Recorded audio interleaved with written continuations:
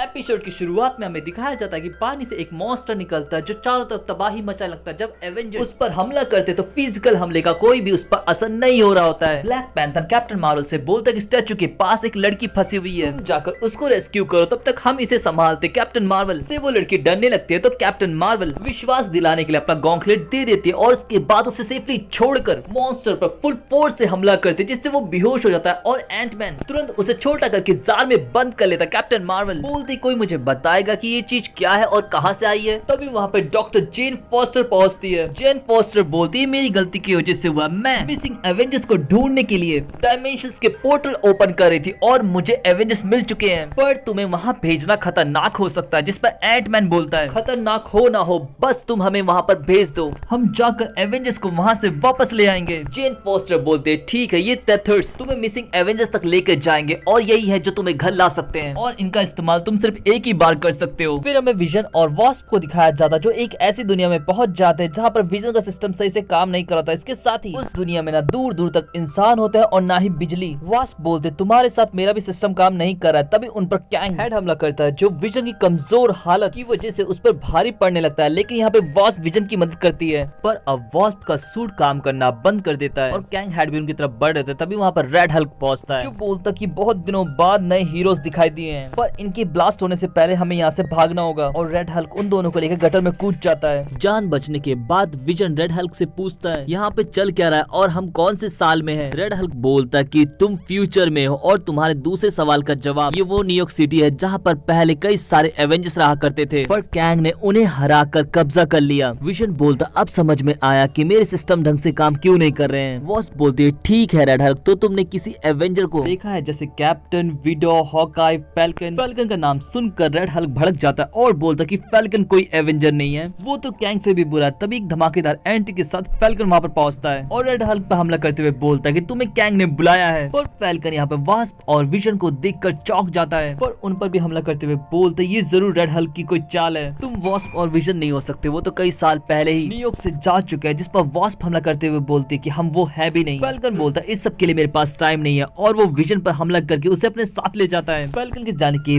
बाद वास्प बोलते ये वो फैल्कन नहीं है जिसे हम जानते हैं और इसके साथ ही सीन शिफ्ट हो जाता है। हमें विजन को दिखाया जाता है। विजन की जब आंखें खुलती है तो उसके सामने फैल्कन होता है। फैल्कन पूछता तो तुम्हें अब कैसा लग रहा है विजन, जिस पर विजन बोलता अब मेरे सारे सिस्टम सही से काम कर रहे हैं। फैल्कन बोलता है क्योंकि शहर में टेक खराब करने वाले जैमर्स लगाए गए हैं लेकिन वो कैसल में नहीं है।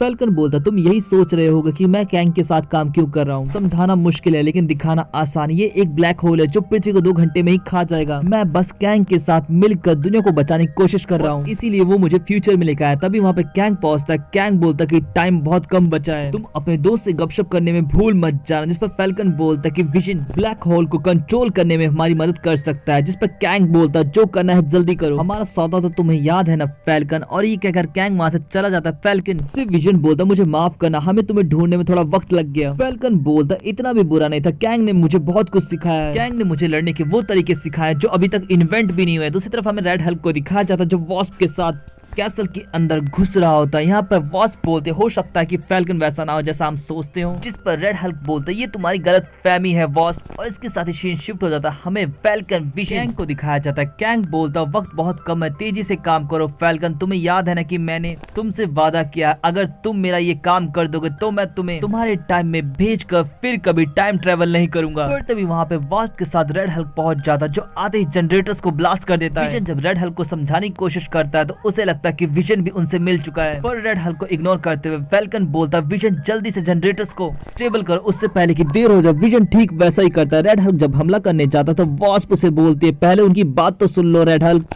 वास्प पूछते तो बताओ विजन यहाँ पे क्या चल रहा है। जिस पर विजन बोलता हम ब्लैक होल को पृथ्वी को कंज्यूम करने से रोकने की कोशिश कर रहे हैं। तभी ब्लैक होल पृथ्वी को निगलने वाला होता है, लेकिन कैंग के डिवाइस की मदद से वो लोग ब्लैक होल को कंटेन कर लेते हैं। पर एक्चुअली में ब्लैक होल कैंग को टाइम ट्रेवल को और सुविधाजनक बनाने के लिए चाहिए होता है। यहाँ पर कैंग फैल्कन को ऑफर देता है कि तुम अब तक के मेरे सबसे बेस्ट स्टूडेंट रहे हो, मेरे साथ मिल जाओ, हम दोनों मिलकर दुनियाओं पर राज करेंगे। लेकिन तभी फैल्कन एक बटन दबाता है जिससे पोर्टल बंद हो जाता है। फैल्कन बोलता है कि मैं तुम पर विश्वास करने लगा था कैंग, चलो अब देखा जाए कि तुम कितने अच्छे टीचर हो। पहले कैंग वहाँ से भागने की कोशिश करता है लेकिन सभी मिलकर उस पर एक जबरदस्त वार करते हैं। यहाँ पर कैंग फिर भी फैल्कन को छोड़कर बाकी सभी को एक एक करके हरा देता है। यहाँ पर फैल्कन लड़ते हुए कैंग के तरीके से ही कैंग को हरा देता है।